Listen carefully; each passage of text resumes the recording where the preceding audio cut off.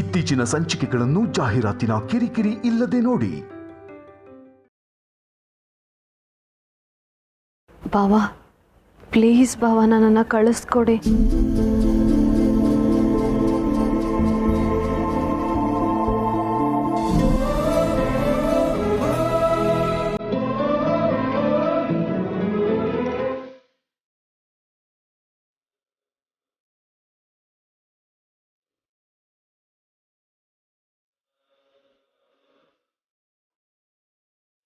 ಆದಷ್ಟು ಬೇಗ ಎಲ್ಲ ಸರಿ ಹೋಗುತ್ತೆ.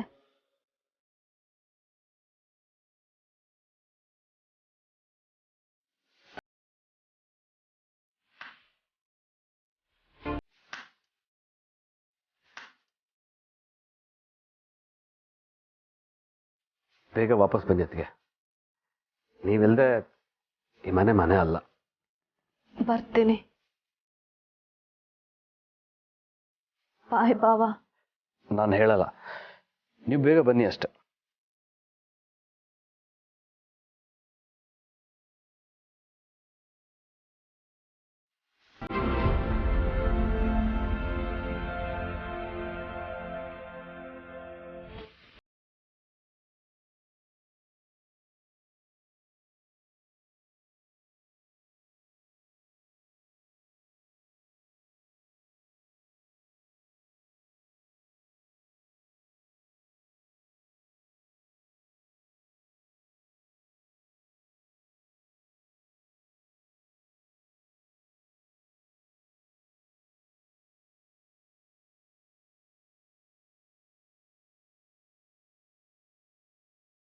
ಕಾರಣ ಇಲ್ಲದೆ ಅಳ್ತಾರೆ ಅಂತ ಹೇಳ್ತಾರೆ, ಅದಕ್ಕೆ ನೀನೇ ಸಾಕ್ಷಿ ಕಣೆ. ಯಾಕೆ ಈಗ ಸುಮ್ಮನೆ ಅಳ್ತಾ ಇದೆಯಾ? ಸುಮ್ಮನಿರೆ. ಓಹ್, ಮಗಳು ನಮ್ಮ ಜೊತೆ ಬರ್ತಾಳೆ ಅನ್ನೋ ಸಂಭ್ರಮಕ್ಕೆ ಖುಷಿಯಿಂದ ಅಳ್ತಿದ್ಯಾ? ಅಳು ಅಳು ಅಳು, ನಂದೇನು ಅಭ್ಯಂತರ ಇಲ್ಲ, ಅಳು. ಪುಷ್ಪ, ಅಳಬೇಡಿ, ಎಲ್ಲ ಒಳ್ಳೆಯದೇ ಆಗುತ್ತೆ. ಮಗ ಹೊರಡೋಣವಾ?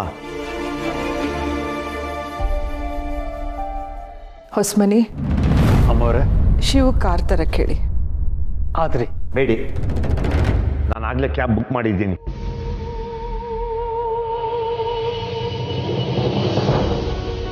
ನೀನು ಬುಕ್ ಮಾಡಿದ್ಯಾ? ಅದ್ಯಾಕೆ ಹಾಕಿ ಹೇಳ್ತೀಯಾ? ನನ್ನ ಮಗಳು ಫೋನಲ್ಲಿ ಕ್ಯಾಬ್ ಬುಕ್ ಮಾಡೋದನ್ನ ಅವತ್ತೇ ಹೇಳ್ಕೊಟ್ಟಿದ್ಲು. ಪುಷ್ಪ, ಲಗೇಜ್ ತಗೋ, ಕಾರ್ ಬಂದ್ಬಿಡುತ್ತೆ.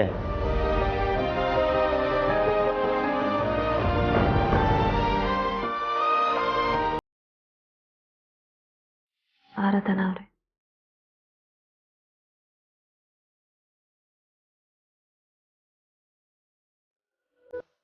ಅಮ್ಮ, ಹೋಗ್ಬಿಟ್ಟು ಬರ್ತೀವಿ.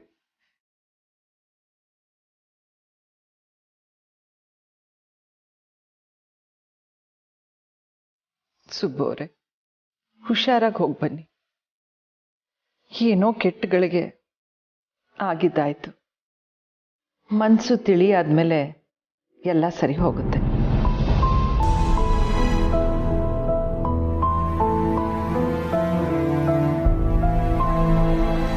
ನೀವು ಕರ್ಕೊಂಡು ಹೋಗ್ತಿರೋದು ನಿಮ್ಮ ಮಗಳು ಮಾತ್ರ ಅಲ್ಲ, ನಮ್ಮನೆ ಮಗಳು ಕೂಡ. ನೆನಪಿರ್ಲಿ.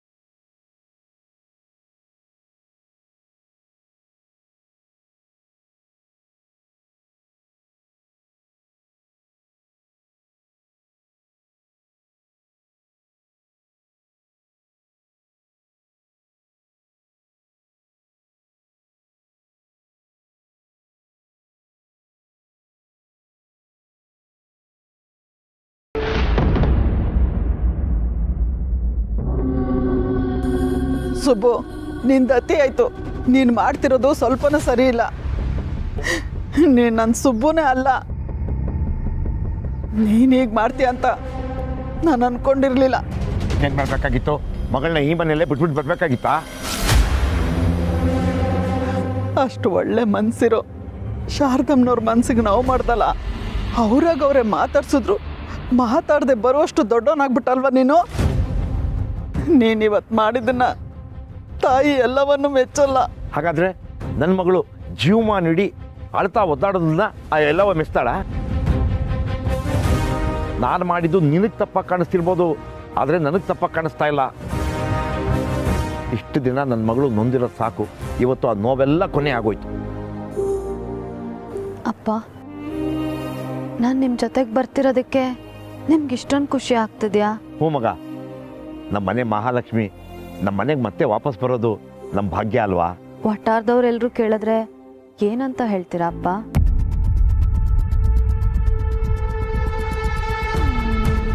ಹೇಳಿ, ಏನು ಹೇಳ್ತೀರಾ? ಯಾರಿಗೂ ಏನು ಹೇಳಬೇಕಾಗಿಲ್ಲ ಮಗ. ನೀನು ಯಾರ ಬಗ್ಗೆನೂ ಏನು ಚಿಂತೆ ಮಾಡಬೇಡ. ನಾನು ನಿನ್ನ ವಿಷಯದಲ್ಲಿ ಮಾಡಿದ ತಪ್ಪನ್ನ ತಿದ್ದುಕೊಳ್ಳೋಕ್ಕೆ ಇದೊಂದು ಅವಕಾಶ. ಸಹಕರಿಸ್ತೀಯ ಮಗ? ಬರೀ ನೀನೇ ಮಾತಾಡ್ತಿದ್ಯಲ್ಲ ಸುಬ್ಬು. ನಿನ್ನ ನಿರ್ಧಾರದಿಂದ ಅನು ಎಷ್ಟು ನೊಂದ್ಕೊಂಡಿದ್ದಾಳೆ ಅಂತ ಗೊತ್ತಾ ನಿನಗೆ? ಅವಳ ಬಗ್ಗೆ ಯೋಚನೆ ಇದ್ದಿದ್ರೆ ನೀನೀಗ ಮಾಡ್ತಿದ್ದ? ಪುಷ್ಪ, ಅನು ಇತ್ತೀಚಿನ ಜೀವನ ನೋಡಿ ನಾವು ಎಷ್ಟು ರಾತ್ರಿ ನಿದ್ದೆ ಮಾಡಿದ್ದೀವಿ ಹೇಳು? ನೆಮ್ಮದಿಯಿಂದ ಒಂದೇ ಒಂದು ದಿನ ಕಳೆದಿದ್ದೀವ. ನಾಳೆ ಇನ್ನೇನಾಗುತ್ತೋ ಅನ್ನೋ ಭಯದಲ್ಲೇ ಕಳೆದಿದ್ದಾಯ್ತು. ಇನ್ಮೇಲೆ ನನ್ನ ಮಗಳು ನನ್ನ ಜೊತೆನೇ ಇರ್ತಾಳಲ್ಲ ಅನ್ನೋ ನೆಮ್ಮದಿ ಮುಂದೆ ಬೇರೆ ಯಾವ ಯೋಚನೆಯೂ ಇಲ್ಲ ಕಣೆ. ಜೀವನ ಹೀಗೆ ಅಂತ ನಾವು ಚೌಕಟ್ಟು ಹಾಕೊಂಡು ಬದುಕ್ತಾ ಇದ್ದೀವಿ ಪುಷ್ಪ. ಆದರೆ ಅದು ನಾವು ಅಂದ್ಕೊಂಡಿದ್ದಕ್ಕಿಂತ 1000 ಲಕ್ಷ ಪಟ್ಟು ವಿಶಾಲವಾಗಿರುತ್ತೆ ಗೊತ್ತಾ?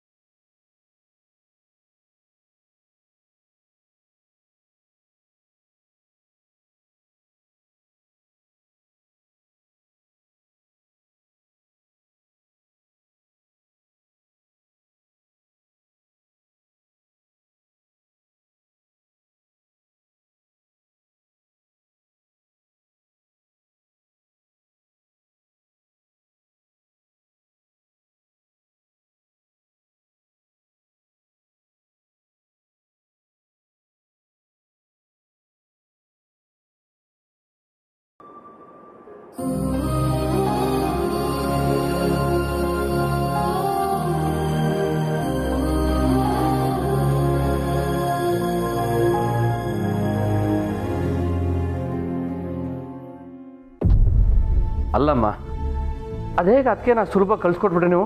ಹೇಗೆ ಅಂತ ಈಗ ಕೇಳಿದ್ರೆ ನೀನು ಅಲ್ಲೇ ಇದ್ದೆ ಅಲ್ವಾ? ದೊಡ್ಡವರಾಗಿ ಅಮ್ಮನೇ ಸುಮ್ಮನಿರ್ಬೇಕಾದ್ರೆ ಚಿಕ್ಕವನಾಗಿ ನಾನು ಮಾತಾಡಿದ್ರೆ ತಪ್ಪಾಗುತ್ತೆ ಅಂತ ಸುಮ್ಮನಿದ್ದಷ್ಟೇ. ಬಟ್ ಅಮ್ಮ, this is not fair. Subbu ಅವ್ರು ಮಾಡಿದ ತಪ್ಪು. ತಪ್ಪೇ, ಆದರೆ ಅದನ್ನು ನೇರವಾಗಿ ಹೇಳೋದು ಕಷ್ಟ. ಯಾಕಮ್ಮ? ಸುಬ್ಬುಗಿರೋ ಹಾರ್ಟ್ ಪ್ರಾಬ್ಲಮ್ಮು ನನ್ನ ಬಾಯಿ ಕಟ್ಟಾಕ್ಬಿಡ್ತು ಹರ್ಷ. ಅದು ಎಷ್ಟು ಸಲ ಅವರು ನನ್ನ ಮಗಳು ಅಂತಾನೇ ಇದ್ರು ಗೊತ್ತಾ? ಆದರೂ ನಾನು ಸುಮ್ಮನೆ ಇದ್ದೆ. ಅದು ನನ್ನ ವೀಕ್ನೆಸ್ ಅಲ್ಲ. ಈಗ ಸುಬ್ಬು ಮನೇಲಿರೋ ಅನು ನನ್ನ ಮಗಳು ರಾಜನಂದಿನಿ ಅಂತ ಪ್ರೂವ್ ಮಾಡೋಕ್ಕೆ ತುಂಬ ಟೈಮ್ ಬೇಕಾಗಿಲ್ಲ. ನನ್ನ ಮನೆ ಮಗಳು ಎಲ್ಲಿರಬೇಕೋ ಅಲ್ಲಿರೋ ಹಾಗೆ ನಾನು ಮಾಡ್ತೀನಿ. ನನ್ನನ್ನು ಏನು ಅಂತ ಅಂದ್ಕೊಂಡಿದ್ದಾರೆ ಅವರು? ಅವ್ರ ಜೊತೆ ಕಾಂಪೀಟ್ ಮಾಡೋಕ್ಕೆ ಬೇಕಾಗಿರೋದಕ್ಕಿಂತ ಜಾಸ್ತಿ ಪವರು ನನ್ನಲ್ಲಿದೆ. ಆದರೆ ನಾನು ಅವ್ರ ಮೇಲೆ ಪ್ರಯೋಗ ಮಾಡಲ್ಲ. ಯಾಕಂದರೆ ಅವ್ರ ಮಾತಲ್ಲಿ ನ್ಯಾಯ ಇದೆ. ಅವ್ರ ಒಳ್ಳೆತನ ನನ್ನ ಸುಮ್ಮನೆ ಇರೋ ಹಾಗೆ ಮಾಡ್ತು ಹರ್ಷ. ಆದರೆ ಅದಕ್ಕೆ ಇರಬೇಕಾದ್ದು ನಮ್ಮ ಮನೇಲಲ್ವಾ? ಹೌದು, ಆದರೆ ಅವ್ರ ಪ್ರಕಾರ ಅನು ಇಲ್ಲಿ ನೆಮ್ಮದಿಯಾಗಿಲ್ಲ. ಅವ್ರ ಮಗಳಿಗೆ ನೆಮ್ಮದಿ ಕೊಡಿಸ್ತೀನಿ ಅಂತ ಕರ್ಕೊಂಡು ಹೋಗಿದ್ದಾರೆ. ಆದರೆ ಅನುಗೆ ನೆಮ್ಮದಿ ಇರೋದು ರಾಜನಂದಿನಿ ವಿಲಾಸದಲ್ಲಿ ಮಾತ್ರ.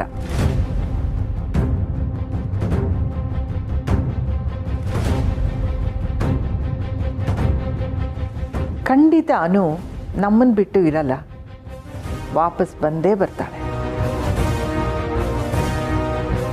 ಪುಷ್ಪ ಸುಬ್ಬುಗೆ ಬೇಜಾರಾಗಬಾರ್ದು ಅಂತ ಅವ್ರ ಜೊತೆ ಹೋಗಿದ್ದಾಳೆ ಅಷ್ಟೆ. ಅವಳ ಅಸ್ತಿತ್ವ ಅಸ್ಮಿತೆ ಇರೋದು ಈ ಮನೇಲೆ.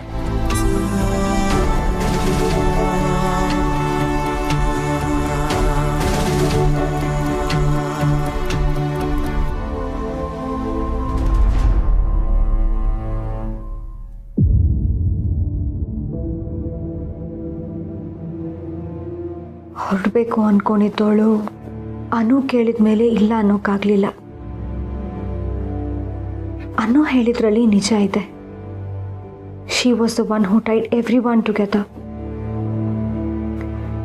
ಈಗ ಅನು ಇಲ್ಲ ಅಂದರೆ ಇಲ್ಲಿ ಎಲ್ಲರೂ ಒಂಟಿಯಾಗಿ ಹೋಗ್ತಾರೆ. ಅನು ತನ್ನ ಜವಾಬ್ದಾರಿನ ನನಗೆ ಕೊಟ್ಟು ಹೋಗಿದ್ದಾರೆ. ನಾನು ಅವ್ರನ್ನ ಡಿಸಪಾಯಿಂಟ್ ಮಾಡಬಾರ್ದು. ಆದರೆ ವಿಶು ಹಾಗೆ ಕಾಣೋ ಈ ಆರ್ಯವರ್ಧನ್ ಅವ್ರನ್ನ ನೋಡ್ತಾ ನಾನಿಲ್ಲಿ ಹೇಗಿರಲಿ? ಅದೇ ದೊಡ್ಡ ಸವಾಲಾಗಿದೆ. I should be able to manage.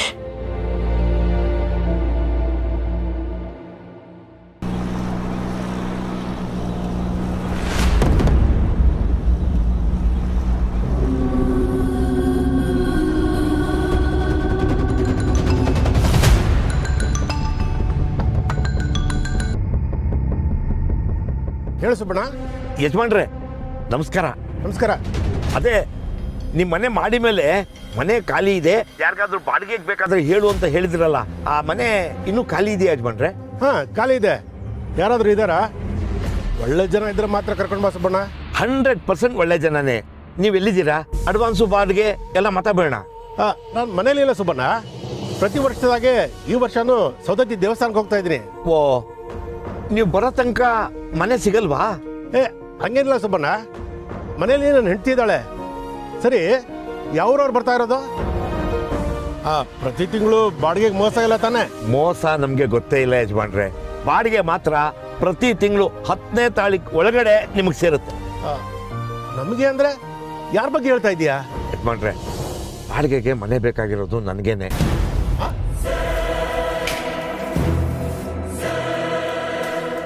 ನಾವು ಮನೇಲಿ 3 ಜನ. ನೀರು ಜಾಸ್ತಿ ಖರ್ಚು ಮಾಡಲ್ಲ. ನೆಂಟರು ಇಷ್ಟರು ಅಂತ ಯಾರು ನಮ್ಮ ಮನೆಗೆ ಬರಲ್ಲ. ಮನೆ ಕೊಡ್ತೀರಾ ಅಲ್ವಾ? ಅಲ್ಲ ಸುಬ್ಬಣ್ಣ, ನಿನಗೆ ಸ್ವಂತ ಮನೆ ಇರಬೇಕಾದ್ರೆ ಬಾಡಿಗೆ ಯಾಕೆ ಬರ್ತಾ ಇದೀಯಾ? ಅದು ಮನೇಲಿ ಏನಾದರೂ ಸಮಸ್ಯೆನಾ? ನಮ್ಮ ಮನೆ ತುಂಬ ಹಳೆದಲ್ವಾ, ಎಲ್ಲ ಕಡೆ ರಿಪೇರಿನೇ.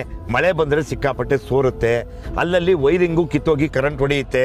ಅದಕ್ಕೆ ಅದೆಲ್ಲ ರಿಪೇರಿ ಆಗೋ ತನಕ ನಿಮ್ಮನೆಗೆ ಬಾಡಿಗೆಗೆ ಬರೋಣ ಅಂತ. ನೀವು ಒಪ್ಪಿದ್ರೆ ಇವತ್ತೇ ಬಂದು ಸೆಟ್ಲ್ ಆಗ್ಬಿಡ್ತೀವಿ. ನಿಮಗೆ ಮನೆ ಒಪ್ಪಿಗೆ ಆದರೆ ನಂದೇನು ಅಭ್ಯಂತರ ಇಲ್ಲ.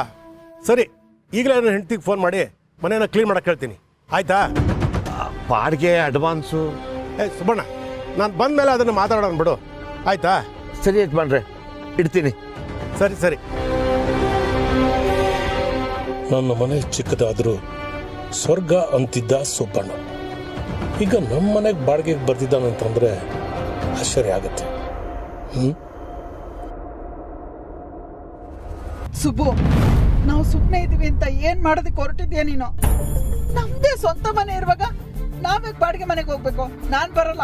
ಅರ್ಥ ಮಾಡ್ಕೊಳ್ಳದೆ ಮಾತಾಡ್ಬೇಡ ಪುಷ್ಪ. ನಾವೇನಾದ್ರೂ ಒಟಾರಕ್ಕೆ ಹೋದ್ರೆ ಅನುನ ನೋಡಿ 1000 ಪ್ರಶ್ನೆ ಕೇಳ್ತಾರೆ,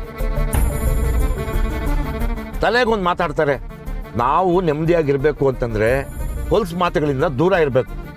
ಜನರು ಅಂದ್ರೆ ಅಷ್ಟೊಂದು ಭಯ ಇರೋನು ಅನ್ನ ಯಾಕೆ ಅಲ್ಲಿಂದ ಕರ್ಕೊಂಡು ಬಂದೆ? ಪುಷ್ಪ, ನನ್ನ ಜಾಗದಲ್ಲಿ ನಿಂತು ಯೋಚನೆ ಮಾಡಿದ್ಯೇನೆ ನೀನು? ಸುಬ್ಬು, ಅಲ್ಲ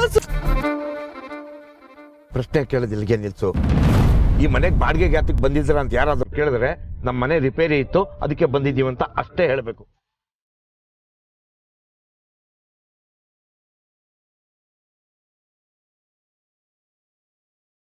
ಈಗಲೇ ಮನೆ ರಿಪೇರಿ ಕೆಲಸ ಎಲ್ಲ ಶುರು ಮಾಡಿದ್ರಾಯ್ತು. ಯಾರು ಅದ್ರ ಬಗ್ಗೆ ಪ್ರಶ್ನೆನೇ ಕೇಳಲ್ಲ. ಮಾಡಿದ್ ಸರಿ ಅಲ್ವಾ ಬಂಗಾರ? ನಿಮಗೆ ಸಮಾಧಾನ ಅಂದರೆ ನನಗೆ ಓಕೆ ಅಪ್ಪ.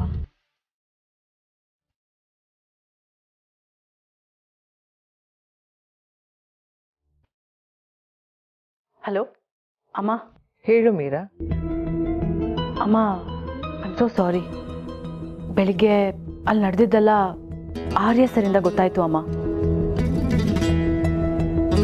ಅಮ್ಮ, ಇದನ್ನೆಲ್ಲ ನಾನು ಕೇಳ್ಬೋದೋ ಇಲ್ವೋ, ನಿಮ್ಮ ಹತ್ರ ಮಾತಾಡ್ಬೋದೋ ಇಲ್ವೋ ಗೊತ್ತಾಗ್ತಾ ಇಲ್ಲ. ಅದು ಮನಸ್ಸಲ್ಲಿ ಇಟ್ಕೊಂಡು ಸುಮ್ಮನೆ ಇರೋಕ್ಕೂ ಆಗ್ತಿಲ್ಲ ಅಮ್ಮ. ಅದಕ್ಕೆ ಕೇಳ್ತಾ ಇದ್ದೀನಿ. ಅನು ಮತ್ತು ಆರ್ಯ ಸರ್ ಇಬ್ಬರು ಎಷ್ಟು ದೊಡ್ಡ ಜರ್ನಿ ಮಾಡಿ ಈಗ ಜೊತೆಯಾಗಿರೋದಕ್ಕೆ ಇಂಥ ಆಪರ್ಚುನಿಟಿ ಸಿಕ್ಕಿರ್ಬೇಕಾದ್ರೆ ಸುಬ್ಬು ಅವರು ಹೀಗೆ ಮಾಡಿ ತಪ್ಪಲ್ವಾ ಅಮ್ಮ? ಅಮ್ಮ ಮಾತಾಡಿ. ನೀವು ಯಾಕೆ ಅವ್ರನ್ನ ತಡೀಲಿಲ್ಲ? I am feeling so bad for Anu. ತಡೆಯೋದು ದೊಡ್ಡ ವಿಷಯ ಆಗಿರಲಿಲ್ಲ ಮೀರಾ. ಆದರೆ ಇದು ಬಲವಂತವಾಗಿ ವಾದ ಮಾಡಿ ಉಳಿಸ್ಕೊಳ್ಳೋ ವಿಷಯನೂ ಅಲ್ವಲ್ಲ. ನ್ಯಾಯ ಬೇರೆ ವಾಸ್ತವ ಬೇರೆ ಆಗೋಯ್ತು ನಮ್ಮನೇಲಿ. ತಂದೆ ಮಗಳನ್ನ ಕಳಿಸ್ಕೊಡಿ ಅಂತ ಕೇಳೋದು ತಪ್ಪೇನಿಲ್ಲ. ನಾವು ಕಾಳಜಿಯಿಂದ ಅವಳನ್ನ ಇಲ್ಲೇ ಉಳಿಸ್ಕೊಳ್ಬೇಕು ಅನ್ನೋದು ತಪ್ಪಲ್ಲ. ಆದರೆ ಇಲ್ಲಿನ ಪರಿಸ್ಥಿತಿ ನಿನಗೆ ಗೊತ್ತಲ್ಲ ಮೀರಾ. ತಡಿಬೇಕಾದ ಆರ್ಯ ತಡಿಲಿಲ್ಲ, ಉಳಿಬೇಕಾದನು ಇಲ್ಲಿ ಉಳಿಲಿಲ್ಲ. ಏನು ಹೇಳಬೇಕು ಅಂತಾನೆ ಗೊತ್ತಾಗ್ತಾ ಇಲ್ಲ ಅಮ್ಮ. I feel bad for Arya sir too. ಬೇಜಾರು ನಮಗೂ ಆಗಿದೆ, ಆದರೆ ಅದಕ್ಕೆ ಪರಿಹಾರನೂ ನನ್ನ ಹತ್ರ ಇದೆ. ಪರಿಹಾರನ? ಏನಮ್ಮ ಅದು? ಬಿಡುವಾದಾಗ ಮನೆಗೆ ಬಾ. ನಿನ್ನ ಹತ್ರ ಹೇಳೋಕ್ಕೆ ನನಗೇನು ಮುಜುಗರ ಇಲ್ಲ. ಶೋರಮ್ಮ, ಐಲ್ ಸಿ ಯು ಸೂನ್.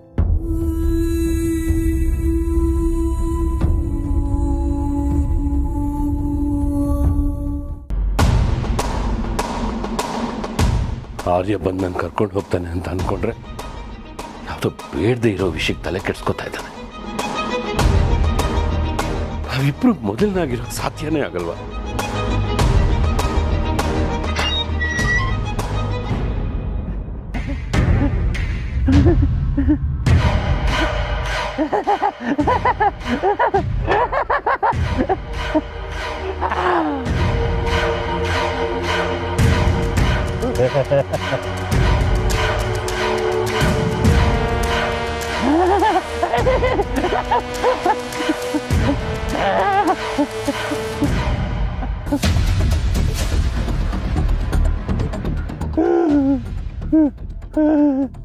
ಯಾರು? ಊಟ ಊಟ ಯಾರದು? ಯಾರು? ಏಯ್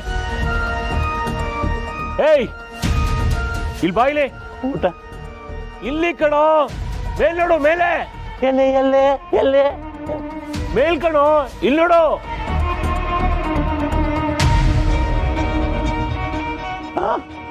ಏಯ್, ನೀನ್ ಭಯ ಪಡೋ ಅಂತದ್ದೇನಿಲ್ಲ. ಬಂದು ಈ ರೂಮಿನ ಬೀಗ ತೆಗಿತೀಯಾ? ಏ, ಭಯ ಯಾಕೋ ಪಡ್ತೀಯಾ? ಈ ರೂಮಿನ ಬೀಗ ಕಳೆದೋಗಿದೆ, ಅದು ಮುರಿದು ಬಾಗಿಲು ತೆಗಿಬಾ. ಯಾಕೆ ಬರ್ಬೇಕು?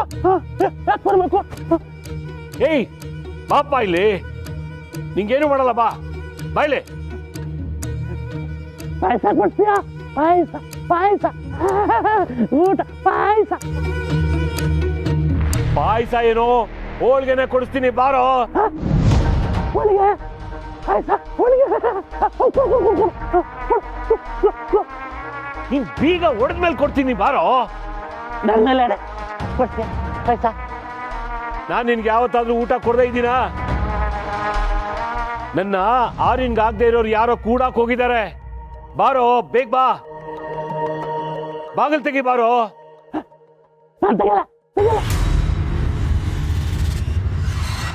ಏಯ್, ನಿನ್ ಕೈ ಮುಗಿತೀನಿ ಕಣೋ, ತೆಗಿ, ಬಾರೋ.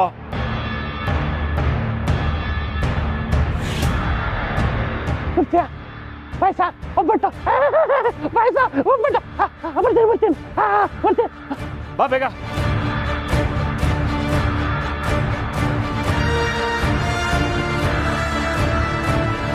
ಬಂದ್ಯಾ?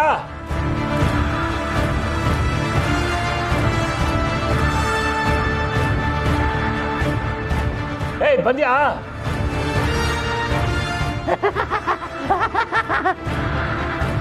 ಯಾಕೋ ನಗ್ತಿದ್ಯಾ? ಈ ಮನೆ ಬೀಗ ಹಾಕಿದೆ, ಈ ಮನೆ ಬೀಗ ಹಾಕಿದೆ. ನಾನೇನು ಇಂಗ್ಲಿಷ್ ಎಲ್ಲ ಹೇಳ್ದೆ? ಹೌದು, ಬೀಗ ಹಾಕಿದೆ. ಬೇಗ ತೆಗಿಯೋದನ್ನ.